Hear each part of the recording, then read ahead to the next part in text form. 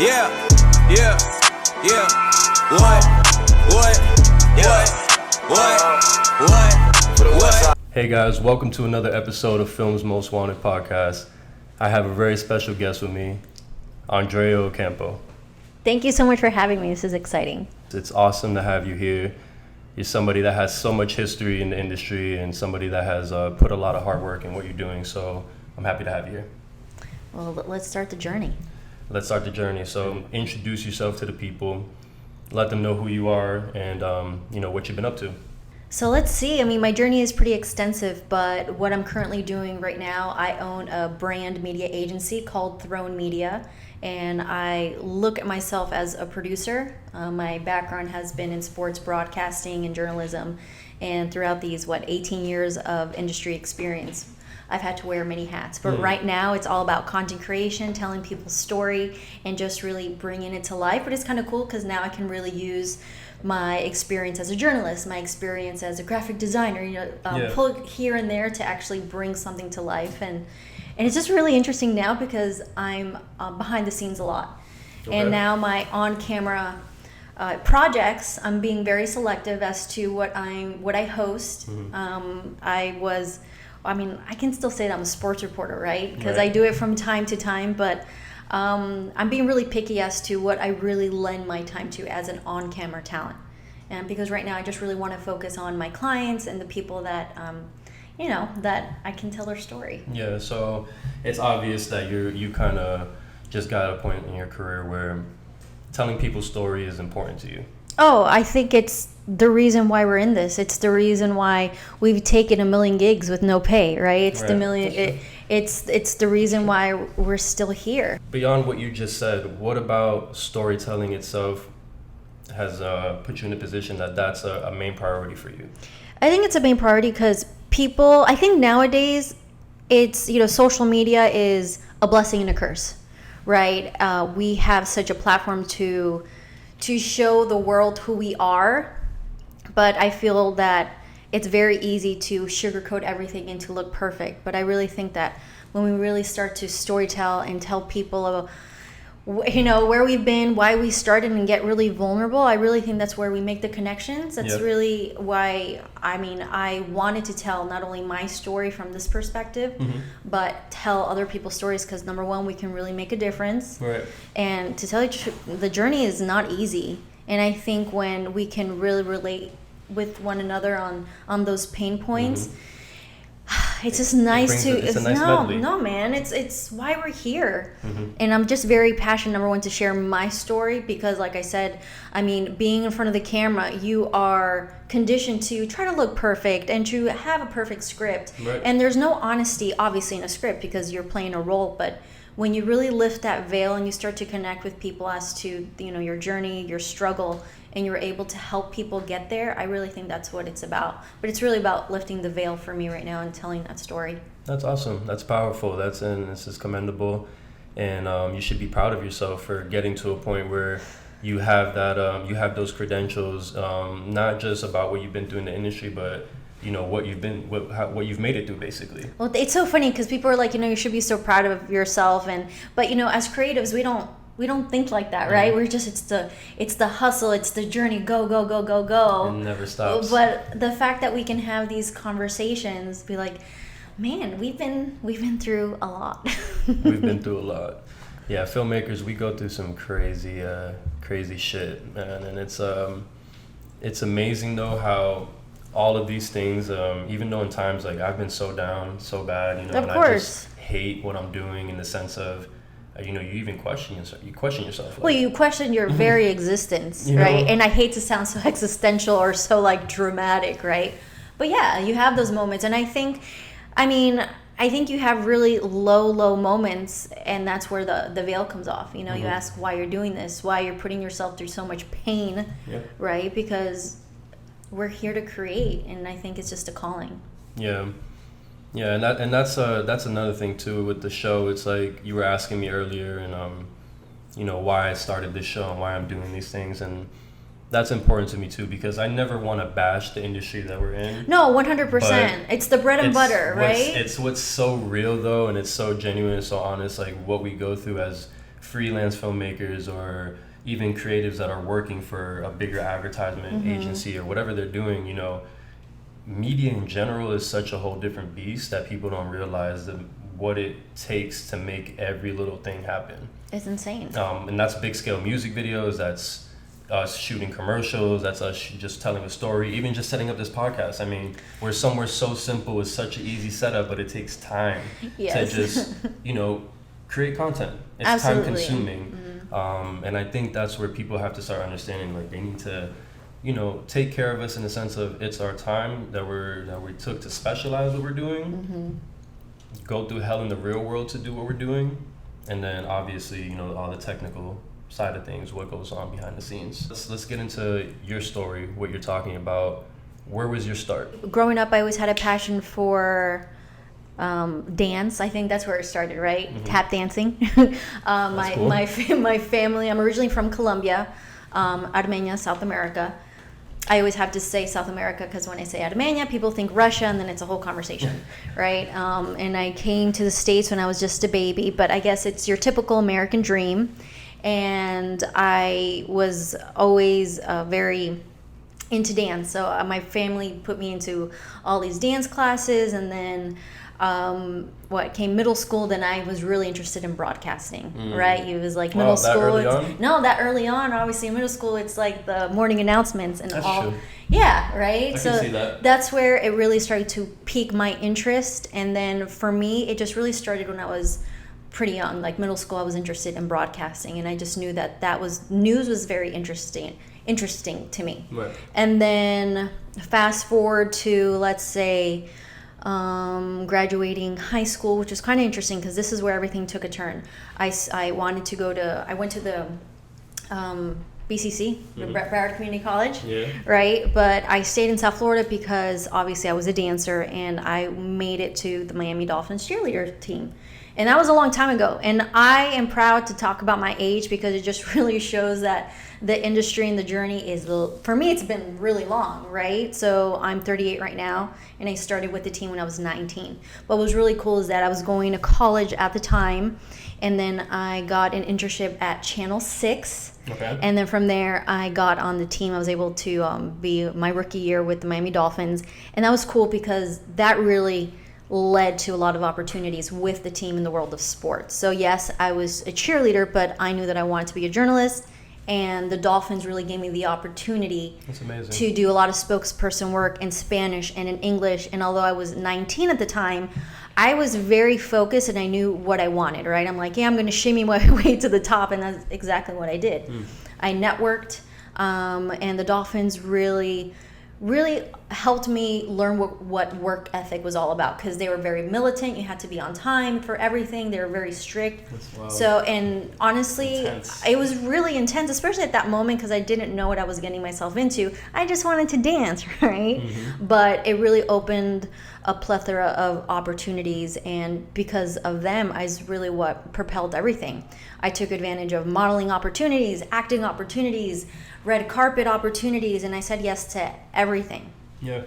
So how has that helped you today? Like after just, I mean, that's awesome reputation to have. That's somewhere awesome to enter. To start the journey, right? To start the journey. I mean, you already came off in a position where you're on fire. You know, you seized one moment after the next moment, and it put you in just important places. 100%. And it's funny because, like, yeah, it sounds like a moment of glory, and granted it was, but I had no idea what I was doing, right? I just knew that I had a strong work ethic. My family taught me to be on time, to be responsible, and to just grind and work and work and work. But I didn't know what I was doing. I just knew that journalism was the path that I wanted to take.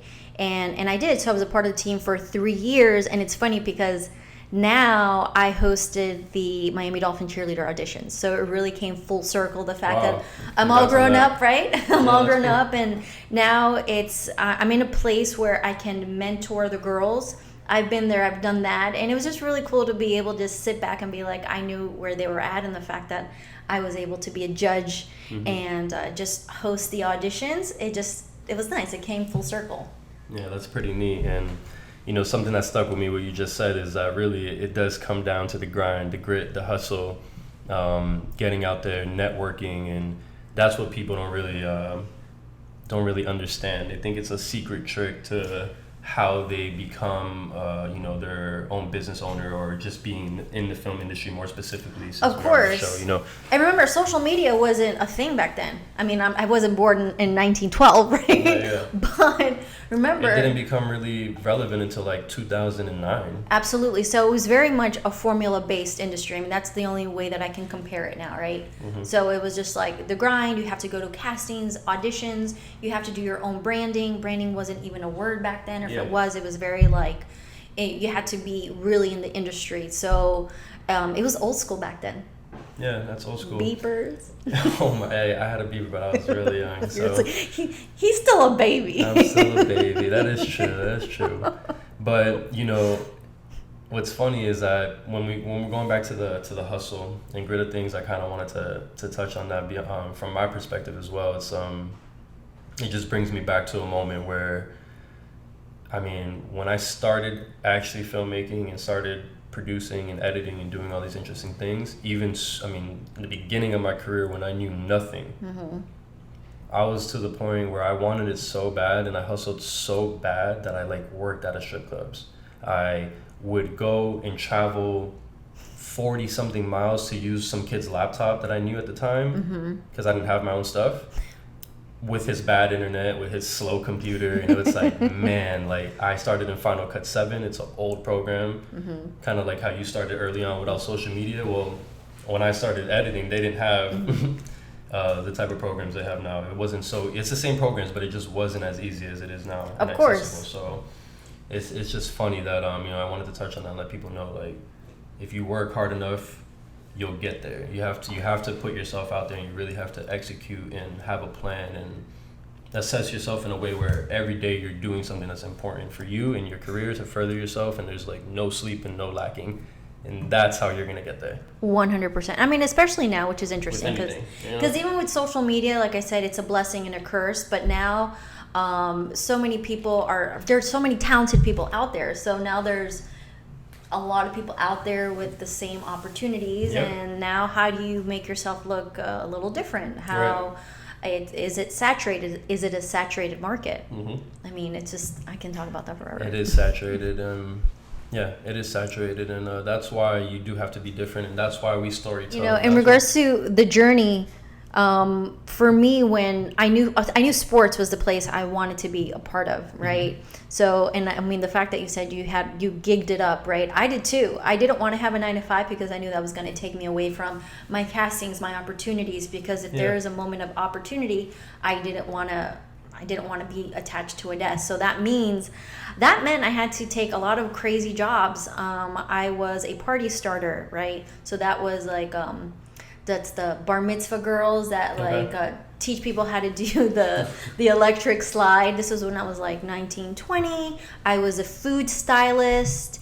Even nowadays people ask me what a food stylist is, but the food that we see on commercials and photo shoots and all that. I would be painting meat and stuff on set. Awesome job, right? I was a professional salsa dancer.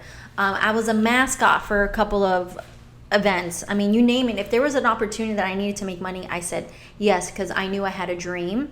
My parents were always a little worried because they're like, what is this girl doing? But I didn't care what it was. I knew that I wanted to be a journalist. I knew this is exactly what I had to do, and just take really odd jobs. They weren't glamorous, right? I mean, people would think, oh, she's a Miami Dolphins. No. Like when your nose is to the grind and there's a gig, you go, even if you hate it. $70 an hour, you're there, or whatever the case may be. I just know I had a vision. It didn't matter what I had to do in the sense of really hard work. Nothing. Honestly, for me, nothing. I never said, "Oh, this is so hard." No, because we're in the space that we love so much. But looking back, I was like, man, I worked a lot of hours for free and really weird jobs. Tons of time. You probably got home late so many times. You probably were hungry on some of those days because you were just working so hard. Probably didn't eat. Yeah. I mean, that's just where the grind takes you. So that's definitely an important trait to have in the sense of having the characteristics to be that tough and go out there and just kill it every day. Stay persistent, stay consistent, and keep tweaking, because we're in an industry that you do have to be a jack of all trades. You do have to Yeah. try multiple things. You gotta throw shit on the wall till it sticks. Telling you, it's all about the spaghetti and seeing where it sticks. Spaghetti, I there was you go, saying ramen that. soup, shit, whatever. I was saying that for years, which is interesting because honestly, my tactic was throwing spaghetti against the wall to see what would stick. But now that I'm a little bit older, I'm a little bit wiser. And then it was cooked. Now, yeah, it's cooked. Now I have a plan. I know exactly why I do what I do. I'm done throwing spaghetti. Yeah. But I think there's a phase and there's a season for everything. So You have to. You have to. And I want you to elaborate on how going and being all those different things put you in the position where you are now. How did it help you, and how did it lead you to what you're doing right now? Which is kind of cool now, because the fact that we're shoulder to shoulder, and I can call myself, a content creator and just a producer, right? People are like, how did you go from, let's say, a Miami Dolphins cheerleader, hey, right, to a sports broadcaster, to a producer, right? I mean, right there, my career from like 18 years old to 38 years old, it was quite extensive. I've been in the world of broadcasting for quite some time. I worked with the Florida Panthers. I was their team reporter. I did that for 4 seasons, and I was the arena host. In my 4th season with them, I became the Hispanic marketing director. I always had not only a passion for TV hosting and for broadcasting, but I knew the importance of branding. Yeah. I knew the importance, you know what it was, because nobody was going to tell my story as effectively as me. And every time I would give opportunities to other people to kind of like help me out, or if we were in a team, I always felt like they lacked in something, right? And I was just like, it got to a point where I realized how effective marketing was, social media was, and when I honestly took, the bull by the freaking horns, I made shit happen. Yeah. I didn't give the opportunity to other people, and when I did, they dropped the ball. I mean, I don't know how that sounds, but it's just interesting because we're like, when I feel like when I became my biggest advocate is when I started to succeed. And a lot of times we get a little bit too humble, like, oh, I don't want to promote myself, right? Oh, I don't want to be perceived as a certain way. Now I tell people, fuck that.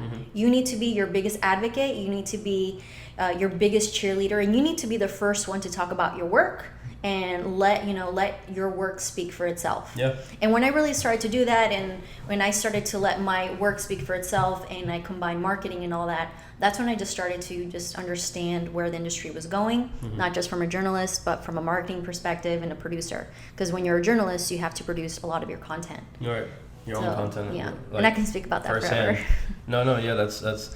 I want you to go ahead and also highlight the marketing aspect a little more, in the sense of what if somebody's watching this right now and they're thinking, hey, I want to find new ways to market myself. What are essential platforms to use, and what is a very effective approach to take for a beginner?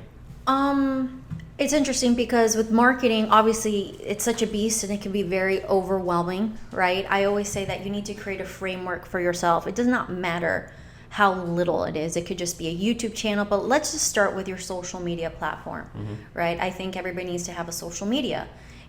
I'm sorry to say, if you do not have social media, you do not exist in this digital space. There's a lot of people that can get work under the radar, underground, and if that's you, more power to you, but why not capitalize on what's out there, right? So I would say just use one platform.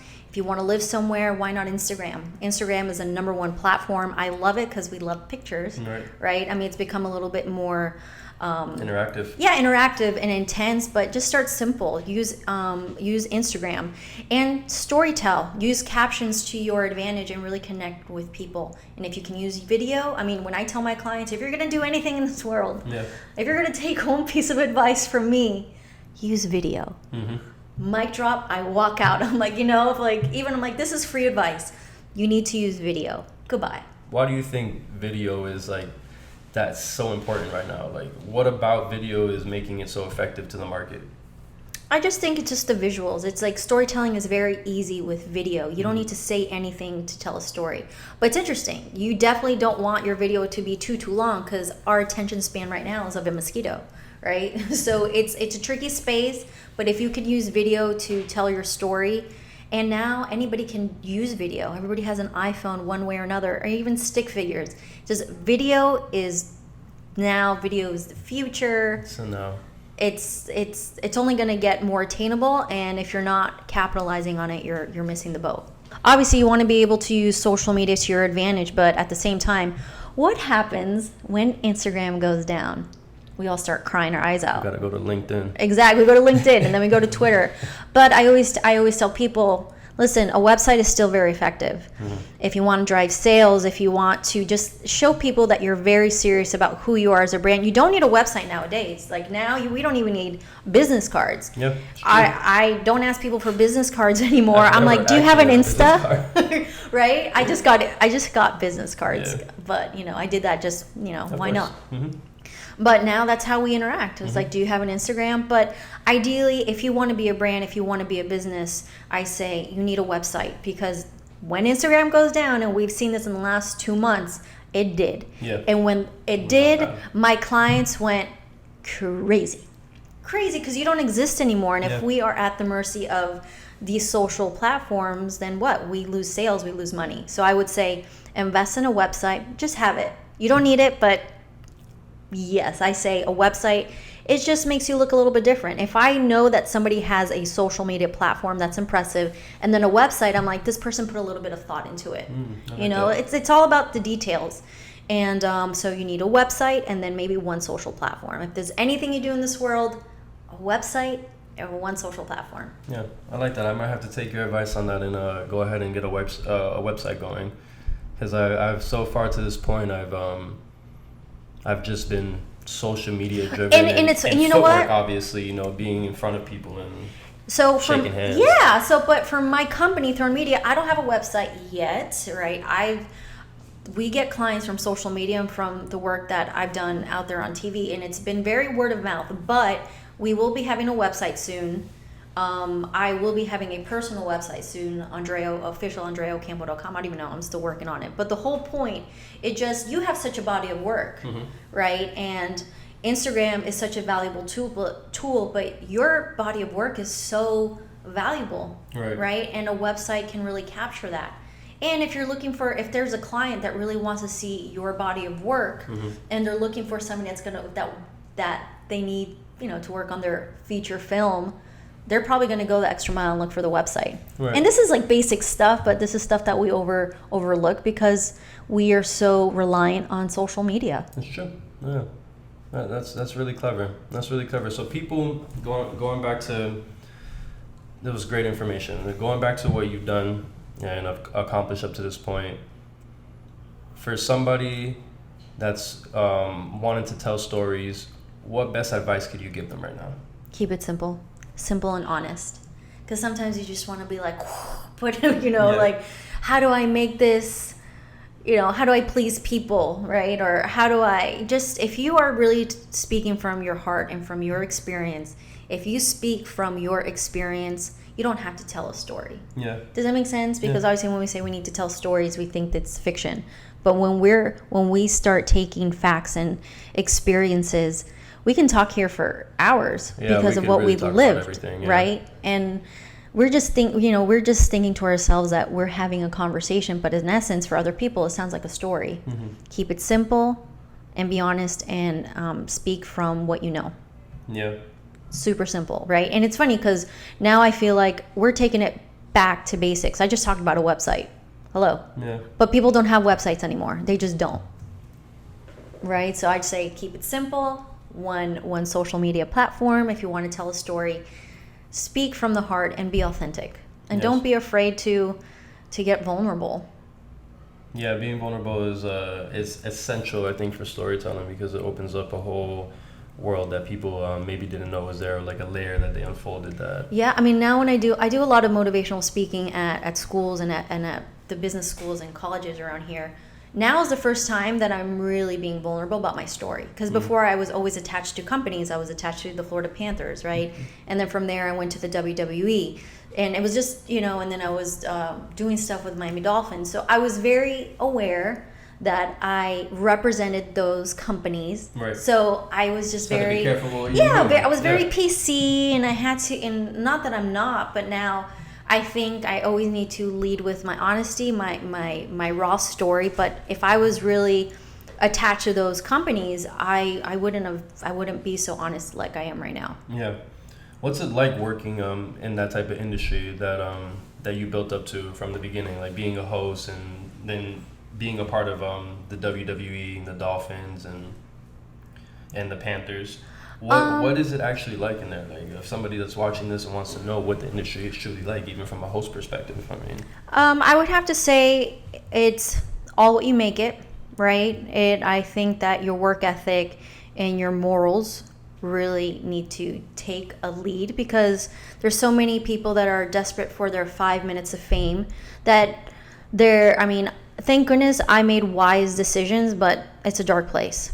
It's a dog-eat-dog world, and it's a dark place, and a lot of the times you're faced with those decisions. You know, do I take the shortcut or do I not? And as a woman in the world of sports, you're faced with those decisions a lot. Yeah.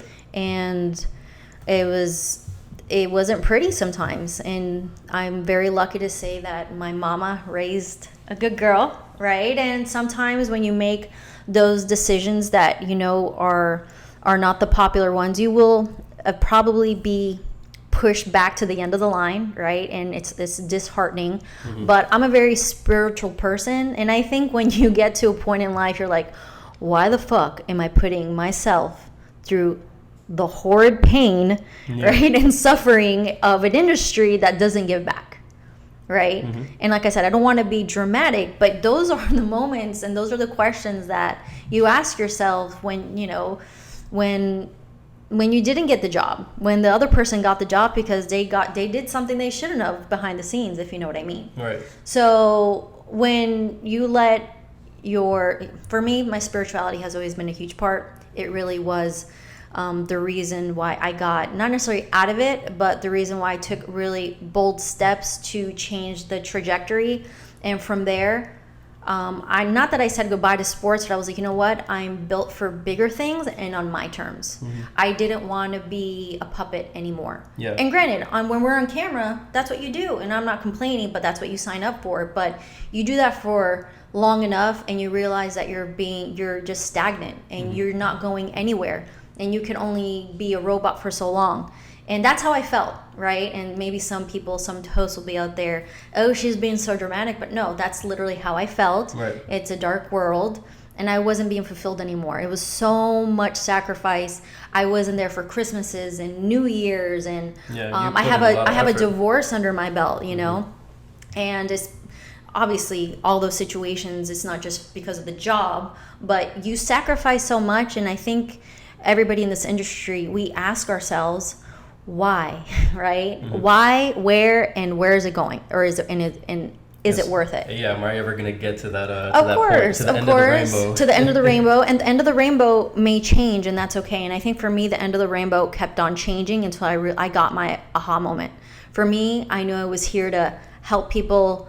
I know I'm going to sound super daisy sunshine, but I want to help people achieve their dreams, but I want to help them. I really do, because I've been in such a dark place in this industry that there were very rare people that wanted to help me. Mm-hmm. And I was okay with that, but I finally want to be that person in the industry that I can help. I can teach people what I know, and the fact that social media is there for you to create your own autonomy, your creative autonomy. You don't have to be at the direction or the directive of a producer that's a bad person or somebody who you don't vibe with creatively or share values.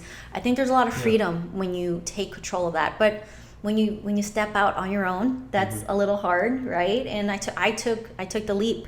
I'm like, I'm not doing this anymore. I launched my motivational series. I launched my brand. I co-wrote a book.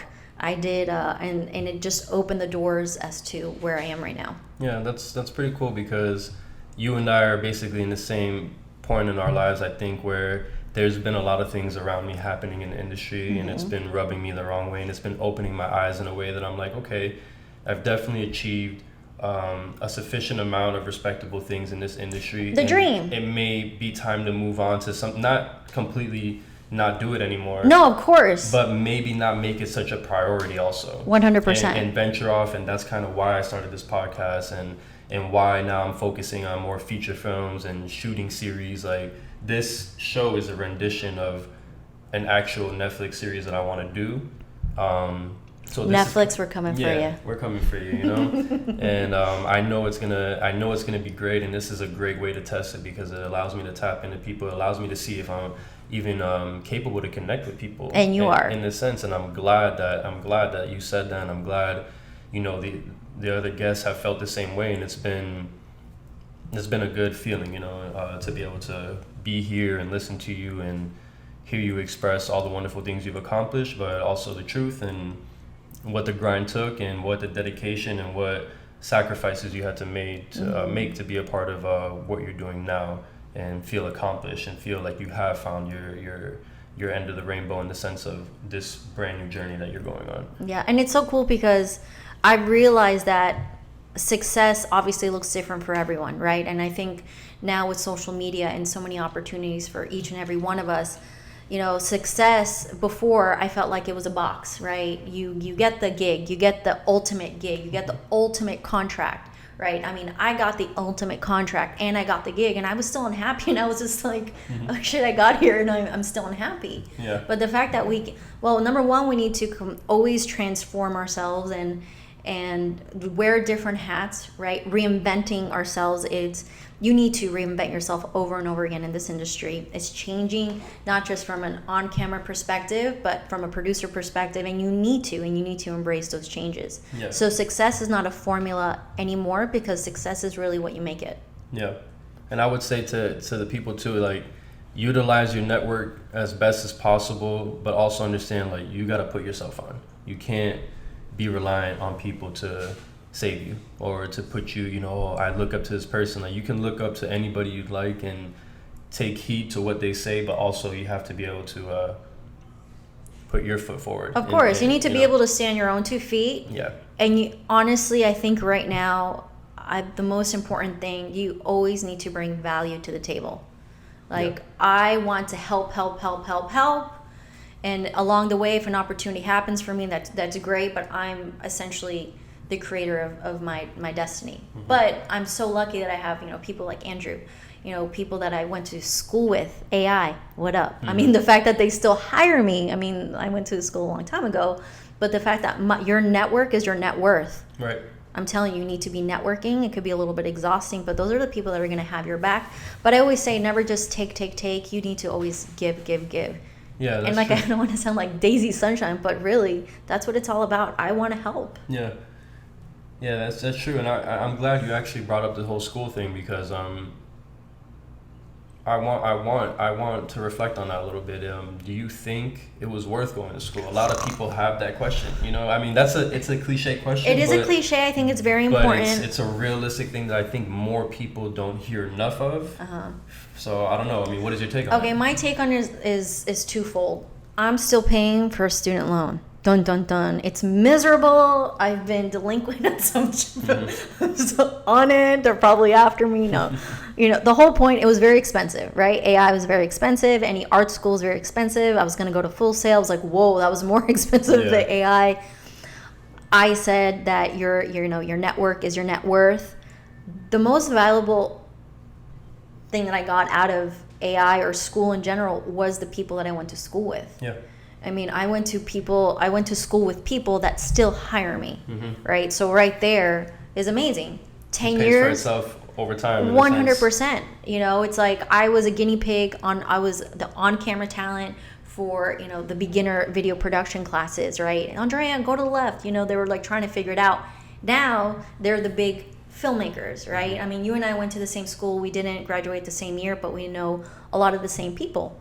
But the fact that I still get hired, and the fact that they're the experts and you guys are the experts and are getting the really big budget projects, and they still see that I'm still hanging around in the world, I get called for those projects, not just as an on-camera talent, but now as a producer, which is pretty cool, the fact that we can still rub shoulders. I say an education is very important, but it really is what you make it. You don't sit back and smoke a cigar and be like, opportunities come to me. I was grinding, making it happen, doing, you know, dummy demo reels, like just creating. And still to this day, I'm creating with those creatives. Yeah. You know, they're like, Andrea, what are you doing on Saturday? Like, we want to try out a camera. You know, we want to do this, we want to do that. And we're like, absolutely, let's do it together. And it's funny because although so much time has gone by, we're still creating together. Right. And we're still trying things out, like if we were back in college. So yes, I think an education is important, but I think you need to be very street smart about it. Is it important? I don't know. It's not for everyone. Yeah, and I think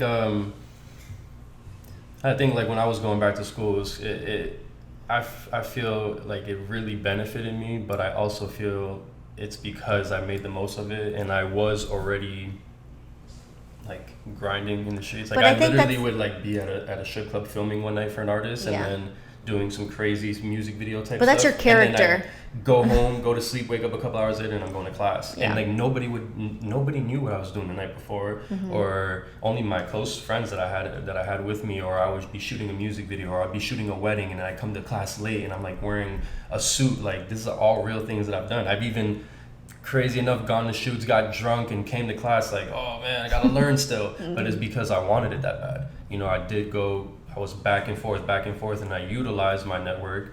And it got to the point after my first year there, professors were already hiring me for outside freelance gigs.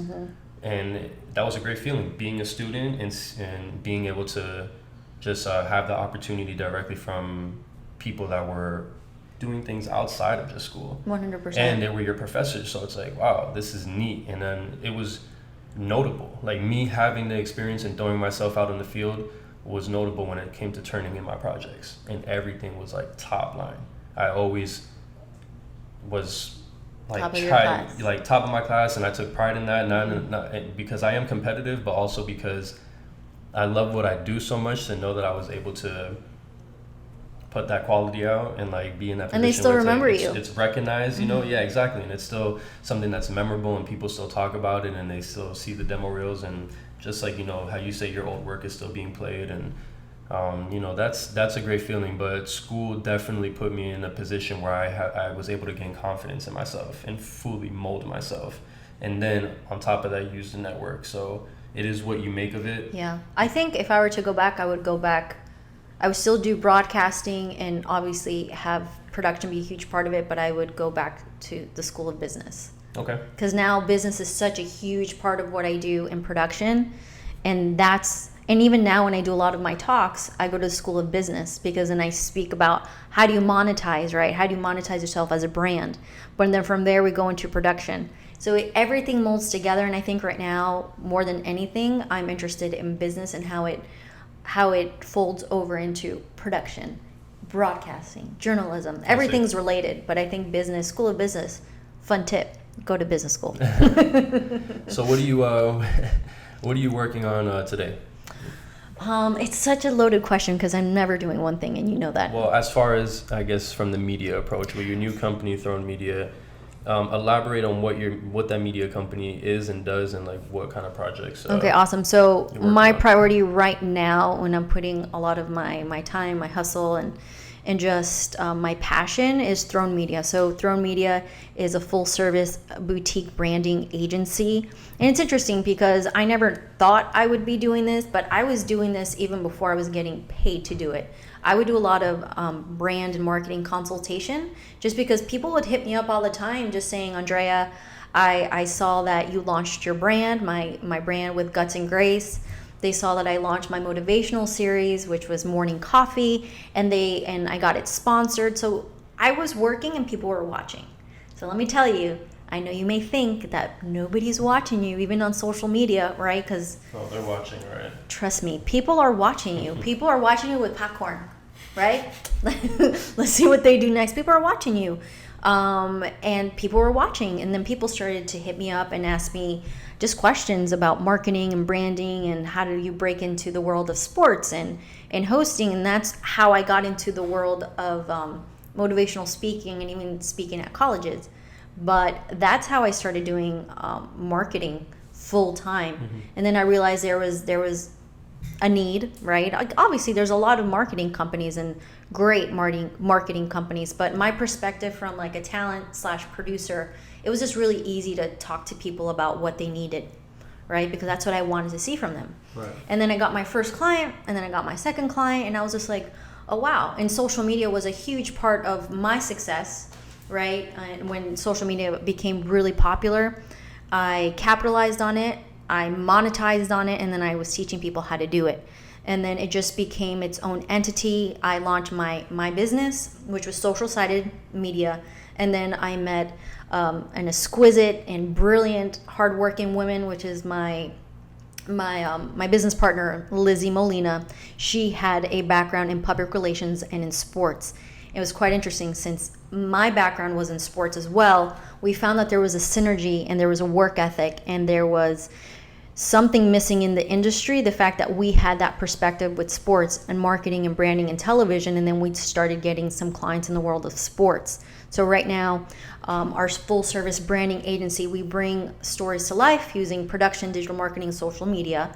I'm the producer and the creative, and she does the same thing, and we just make people's dreams come true. So sponsorships, it's not the formula like it was before. I mean, now everybody wants an opportunity to get in front of other people. So for example, let's use my motivational series, Morning Coffee.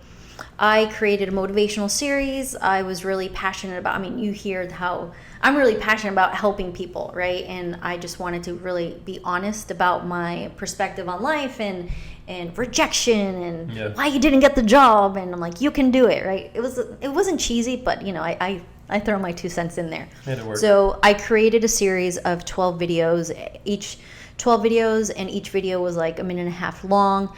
And then I grinded it out. I got a great production company, and then I realized that I created a product. I'm like, damn, I have a product, right? And then from there, I have an audience. Then I said to myself, there has to be somebody out there that wants to sponsor me, aka give me money, right, to be a part of this.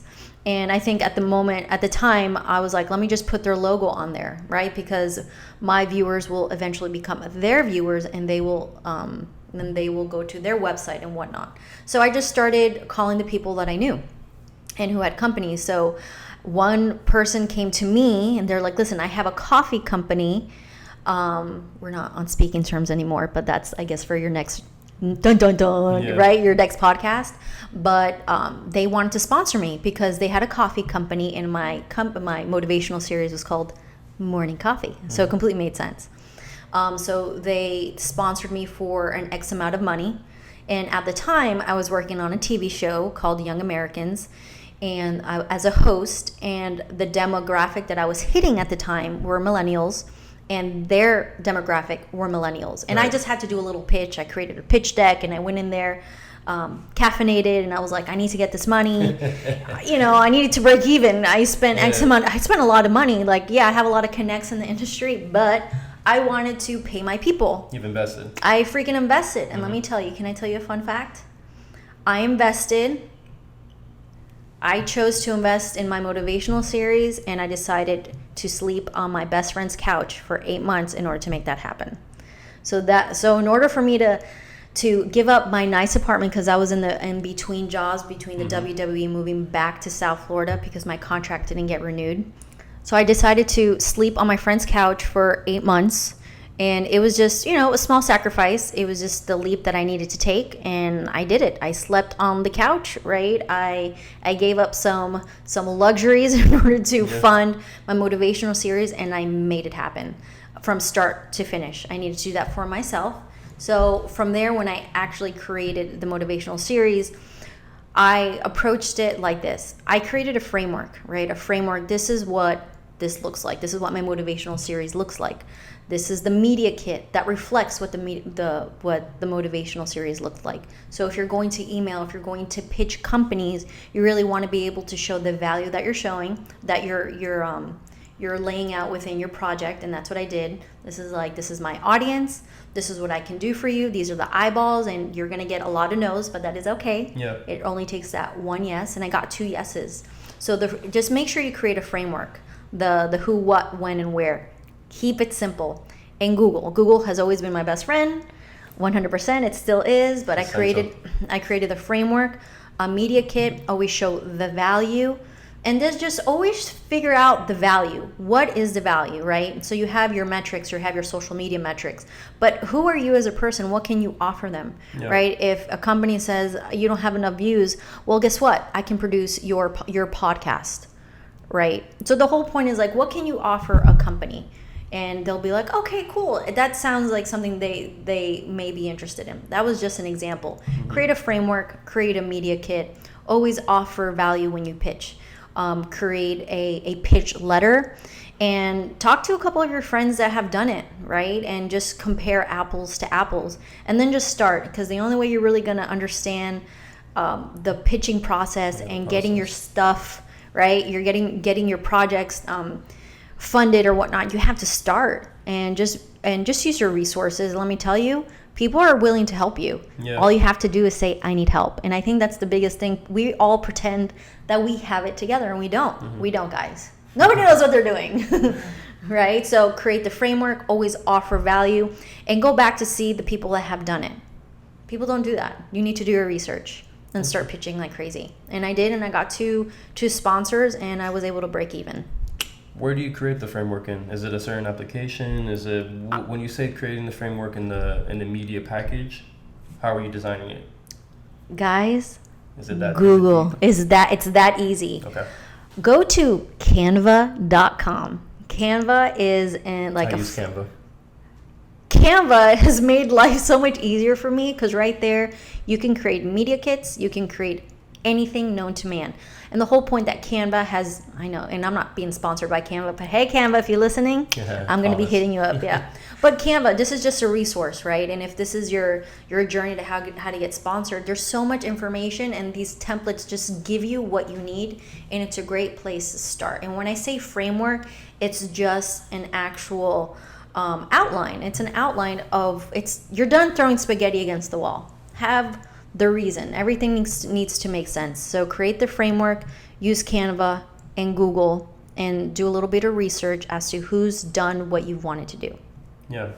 It's been amazing so far having you on the show. I can talk. I know. I'm sorry, Andrea. No, I love it, because it's resourceful information that people can connect with and use. That's the whole point too. Besides telling the stories, I want people to be able to use information that they can pick up from here, from people that are in the industry and people that know their stuff and have experienced different things and can, it's like we're giving advice, guys, so definitely we want you to succeed. Yeah, we all want you guys to succeed, and that's all a part of teaching and learning. And we're glad you guys tuned in. I'm happy you've been here. Do you have any last words for the people? I would Where they can find you, and any last Oh thoughts? my goodness. You guys can find me on Instagram, of course, official Andrea Campo TV. Just hit me up on there. I love to talk to you guys. I love to get to know everybody. You can also find my company at Throne Media. You guys can start there, and obviously the social links will lead you on a rabbit trail to find everything else. And last words, I would have to say, stay hungry, stay humble. Always offer value, never take no for an answer, and always try to find a way to make yourself stand out, right? Because everybody's looking like a carbon copy of somebody out there on social media. So think about, what can you do to stand out? To tell you the truth, on Instagram, I was looking like a lot of other people, and I was noticing that. I was just looking like everything was pastel, and everything was just like, I started getting really bored as to what I was putting out there, and now I'm just starting to experiment and just doing really different things that a year ago I would say, no, I wouldn't put myself out there like that. But have fun and try to make yourself stand out and take risks, because life is too short. You guys heard it here first. Thank you, Andrea, for being a part of the show. Thank you, It's been Andrea. awesome. Film's Most Wanted podcast. We're out of here. What? Yeah. What? Get the fuck around. I've been around and I'll be around, ain't see it then, but I see it now. In my head it's like Vietnam. Tell my demons they should keep it down.